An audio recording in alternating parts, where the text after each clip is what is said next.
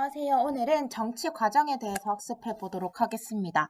이 정치 과정은 그림을 통해서 더 쉽게 설명될 수 있는데요. 그림부터 먼저 설명해 보도록 할게요. 일단 정치 주체부터 설명하도록 하겠습니다. 민주주의 국가일수록 정치 주체가 맡고 있는 역할이 굉장히 중요한데요. 이 정치 주체는 개인이 될 수도 있고 아니면 정당, 집단, 시민단체처럼 집단의 형태로 나타날 수도 있어요. 자, 아무튼 개인이든 집단이든 어떤 의견을 표시합니다. 자, 집값 좀 안정시켜 주세요. 집값이 너무 높아요. 라고 의견을 표시하면 집값 안정시켜 주세요라는 요구로 나타날 거고요. 이 요구를 들은 정책 결정 기구인 국가기관이 집값을 안정시켜야 되겠다. 정책을 만들어야 되겠다. 그래서 집을 사고 팔 때 이 세금도 많이 거두고 집값이 비싼 집을 갖고 있는 사람한테도 세금을 많이 거두고 이런 식으로 정책을 만들었어요. 자, 이 정책을 만들어서 이 산출물이 정치 주체한테 이제 영향을 주겠지. 그런데 이게 뭐야? 집값이 계속 올라가. 아파트 값이 작년보다 계속해서 많이 올라가고 있고, 사람들이 뭐야, 이 지금 부동산 정책을 했는데 이 부동산 정책 마음에 안 들어라고 불만을 표시할 수도 있고요.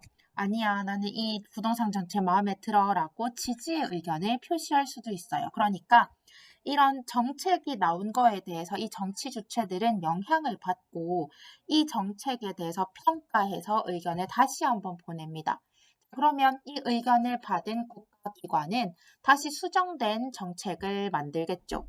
이게 다시 정치 주체한테 영향을 줄 거고 이 정치 주체는 이 정책을 평가해서 수정해 주세요 아니면 좋아요 이런 식으로 의견을 다시 표출할 거예요. 이런 식의 과정이 계속해서 반복된다고 보면 됩니다. 자, 그러니까 정치 과정의 체계에서 투입은 개인이나 집단이 정책 결정 기구인 국가기관을 대상으로 정책을 요구하거나 기존의 정책에 대해서 지지합니다 또는 반대합니다라는 의견을 표출하는 걸 얘기합니다. 자, 산출은 정책 결정 기구인 국가기관이 정책을 결정하고 이걸 실행하면서 나오는 거고요. 환류는 이렇게 만들어진 정책을 평가하고 이 평가에 기반해서 수정해 주세요. 이걸 보완하자 하면서 새로운 정책을 요구하는 과정을 얘기합니다. 자, 그런데 이 정치 주체와 정책 결정 기구 많이 움직이는 건 아니고요. 바깥의 외국의 상황, 지금의 우리의 문화적 상황, 경제적인 상황, 환경적인 상황, 생태 환경, 이런 외부적인 상황이 또 이 모든 과정에 영향을 주게 돼요. 자, 이 환경적인 측면도 정치 과정에 또 영향을 주는 측면이 있습니다. 그래서 정치 과정이라고 하는 것은 사회 구성원의 요구와 지지가 정책 결정 기구에 투입되어서 정책 결정과 집행이 산출되고 정치 주체에 의해서 다시 평가가 이루어지면서 재투입, 환류가 이루어지는 일련의 계속 돌아가는 이 과정을 정치 과정이라고 얘기합니다.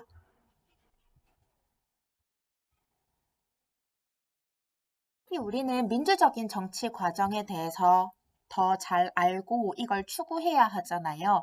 이 민주적인 정치 과정이라는 건 시민이 주인이 되는 거기 때문에 시민이 적극적이고 자발적으로 정치에 참여하고 특정 집단에만 한정되는 게 아니라 정당, 이익집단, 시민단체, 언론 등 다양한 정치 주체가 다양한 의견을 가지고 참여하는 걸 말합니다. 참여만 한다고 해서 그게 민주적이라고 보진 않아요. 진정한 민주정치가 이루어진다는 건 시민들의 이런 다양한 참여, 다양한 의견들이 실제로 정책에 반영되는 국가가 진정한 민주주의 국가라고 볼 수 있습니다. 자, 그러면 민주주의 국가와 전체주의 국가의 정치 과정을 비교해 보도록 할게요.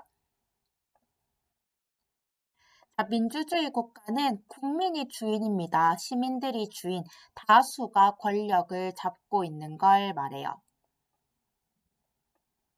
자, 그런데 전체주의 국가라고 하는 건 1인 독재라고 생각하면 돼요. 권위주의 국가, 전체주의 국가는 소수 또는 권력자가 권력을 잡고 독재를 하는 모습이라고 보면 됩니다. 그러면 아까 정치 과정에서 이 모든 정치 과정은 어떤 사회든 다 일어나고 있는데 어떤 부분이 특히 많이 발달했는지를 보면 민주주의인지 전체주의인지를 볼 수 있거든요. 자, 읽어보겠습니다. 어느 한 나라의 정치 과정의 특성을 보면 투입, 산출, 그러니까 시민들의 의견을 투입하고 그래서 정책결정기구가 정책을 산출하는 과정, 이런 것과 산출, 투입, 이 정책이 시민들한테 영향을 주는 과정, 이런 것들 모두 가지고 있대요. 그런데 민주주의 국가에서는 이거 두 개 중에 어떤 게 더 특별히 더 많이 일어날까?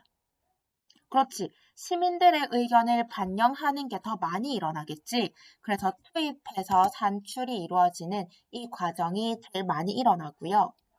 권위주의나 전체주의 국가는 국가기관이 이 정치 권력을 가지고 시민들한테 영향을 더 많이 주는 곳이야. 그러니까 권력이 시민들에게 있지 않고 국가기관한테, 정책결정기구한테 있는 거예요. 그러니까 정치 과정에서 포인트가 국가가 정책을 산출해서 국민한테 영향을 미치는 요 과정이 더 많이 일어난다고 볼 수 있습니다. 하지만 민주주의 국가에서도 산출, 투입 과정을 찾아볼 수 있고 권위주의, 전체주의 국가에서도 투입, 산출 과정이 전혀 없다고 볼 수는 없다. 따라서 정치 과정의 일반적 특성을 한정지어서 설명하기는 어렵다. 어느 한 나라의 정치 과정 특성은 투입 산출과 산출 투입 과정 두 가지 시각을 함께 적용하면서 다양한 관점으로 구체적으로 접근해서 찾아낼 수 있는 것이다. 자, 그러니까 아까 정치 과정은 모든 나라에서 다 일어나는 거예요. 그런데 민주주의 국가에서는 시민들의 요구가 나오는 그 투입의 과정이 조금 더 많이 일어나는 거고, 전체주의나 권위주의 국가에서는 국가기관이 권력을 장악하고 있기 때문에 국가가 산출물을 만들어서 국민한테 영향을 미치는 그 과정이 더 빈번하게 일어난다고 볼 수 있어요.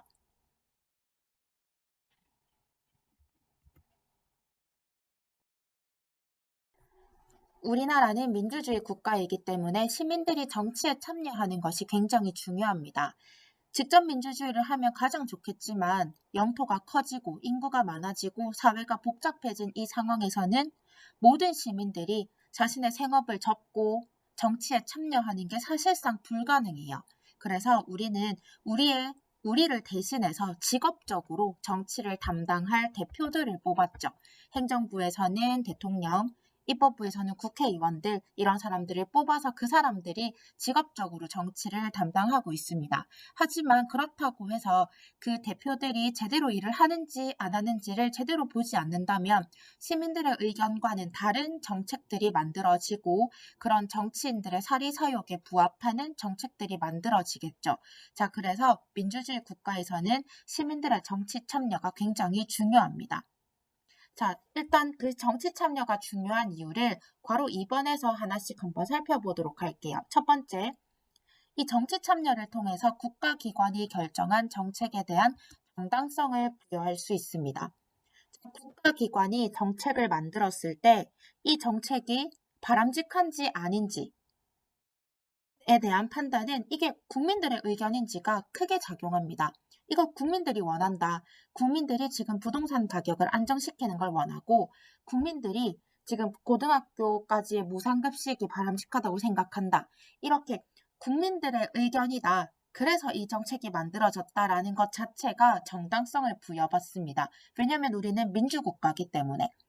국민이, 시민이 권력을 가지고 있기 때문에 그 국민과 시민이 원하는 정책이 바람직한 정책으로 만들어져요. 자, 그래서 이때 말하는 정당성이라는 건 국민이 원하기 때문이다. 민주적인 정당성을 뜻하는 겁니다.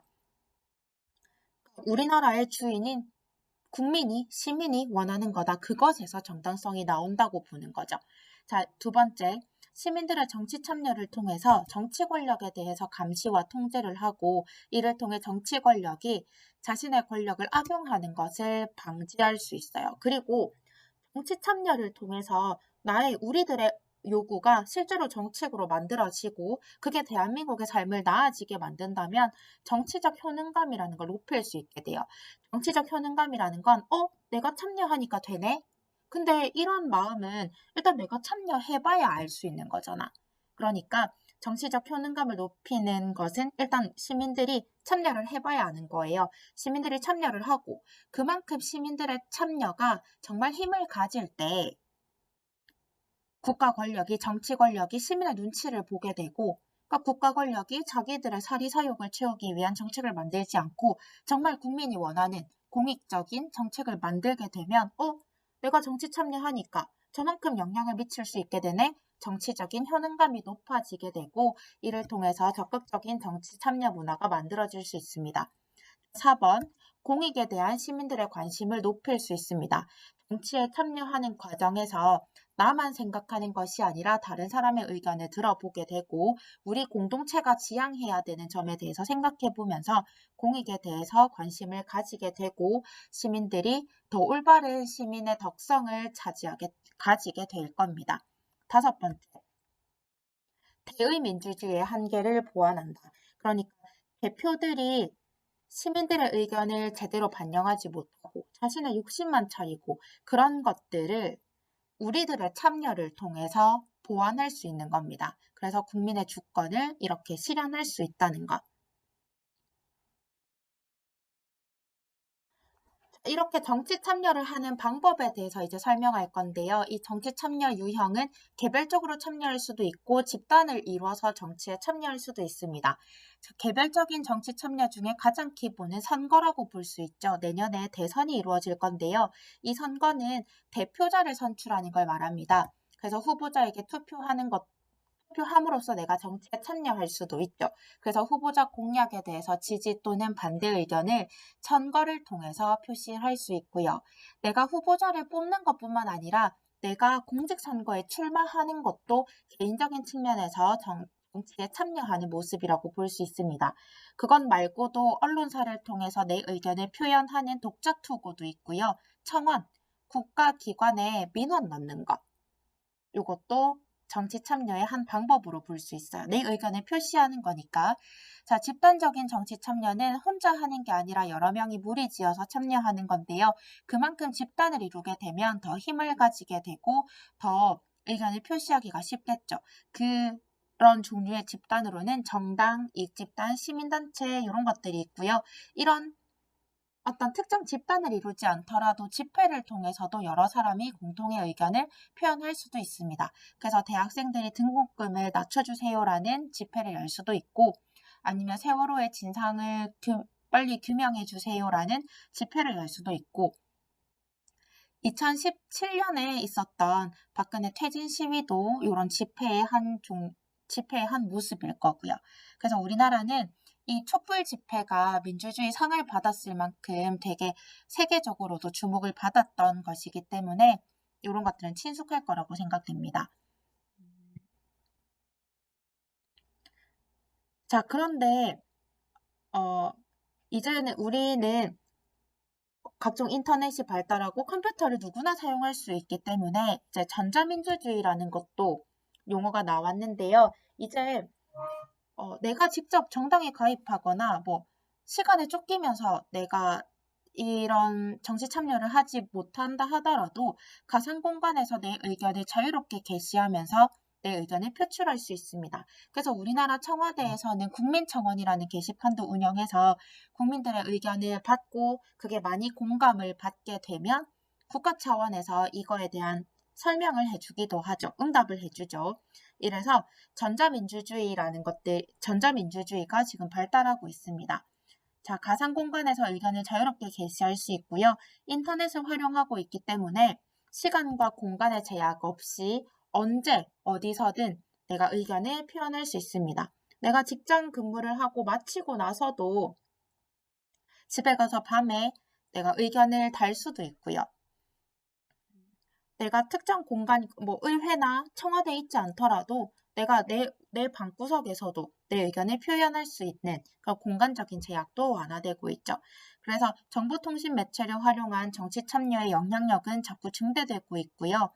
사회관계망 서비스인 SNS, 개인 방송 운용, 전자투표 이런 것들의 방법을 통해서 전자민주주의가 계속 발전하고 있습니다. 자, 바람직한 정치 참여가 이루어지기 위해서는 무턱대고 의견이라고 해서 마음대로 의견을 남기는 게 아니라 합법적이고 민주적인 절차를 지켜가면서 내 의견을 표시해야 더 정당성을 가지겠죠.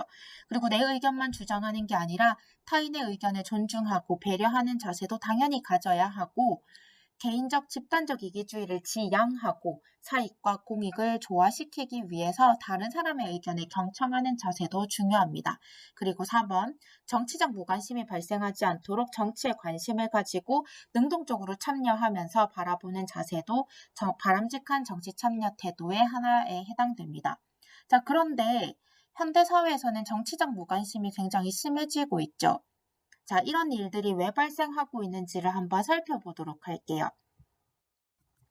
기본적으로 정치에 대한 무관심이 나타나는 이유는 내가 정치에 참여하지 않는다고 해도 별다른 변화가 없겠지, 이런 생각을 가진다거나, 정치 과정이 너무 거대하기 때문에 내 행동 하나로 이게 바뀌겠나라는 그런 무력감이 있을 수도 있고요.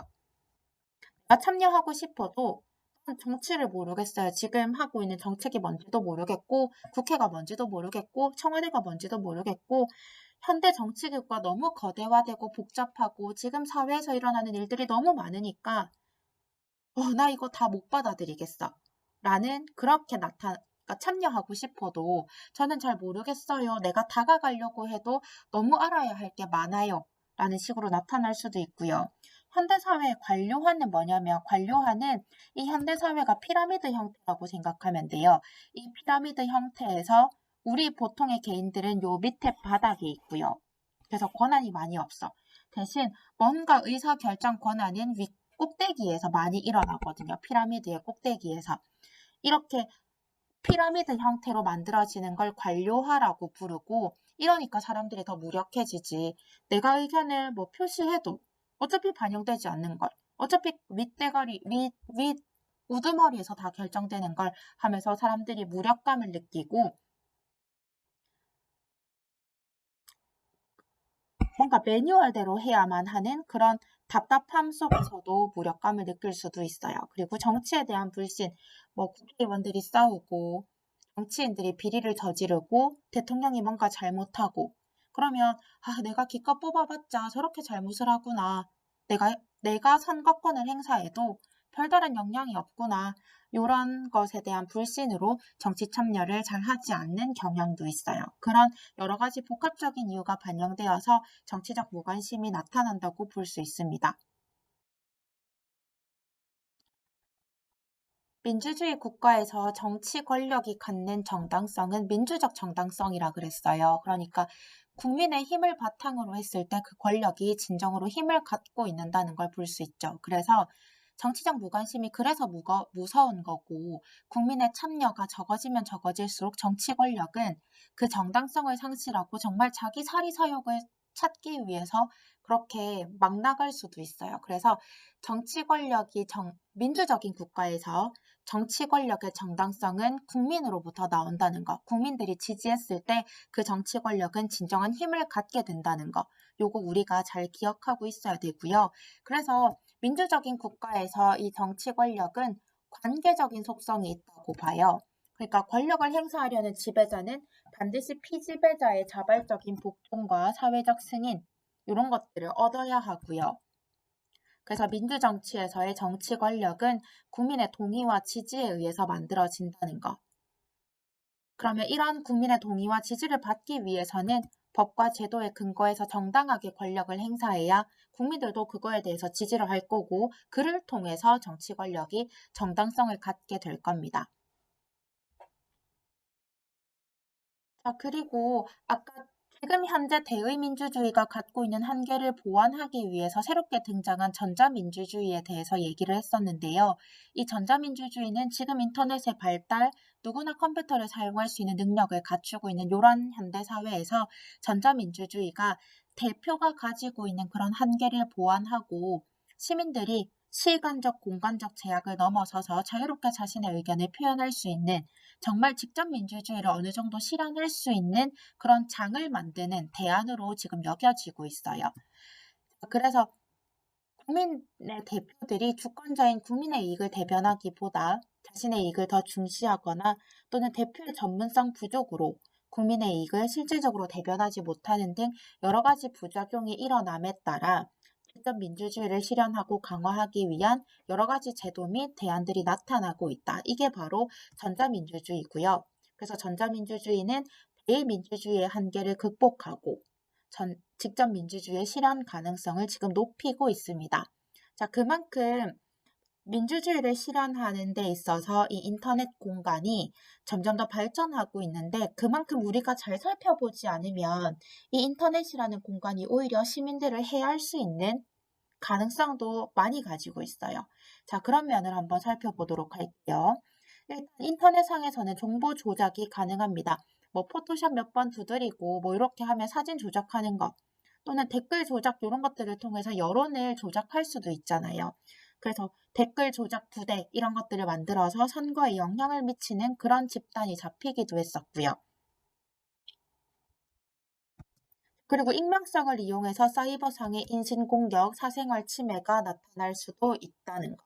그리고 정보 접근이 용이한 계층을 중심으로만 정책 결정이 이루어질 수 있다는 거. 그래서 컴퓨터를 다루기 쉽고 뭐 인터넷을 뭐 편하게 사용하는 젊은 세대들은 자신의 의견을 잘 표현할 수 있지만 그렇지 못한 세대들에 대해서는 이런 인터넷 공간을 통해서 자신의 의사를 잘 표현할 수가 없잖아요. 자, 그렇다면 이 전자민주주의를 통해서 만들어진 정책이라는 건 이 인터넷을 사용할 수 있는 그리고 집에서 인터넷을 쉽게 사용할 수 있는 그런 여건을 가지고 있는 사람만 반영된 거잖아요. 의견이.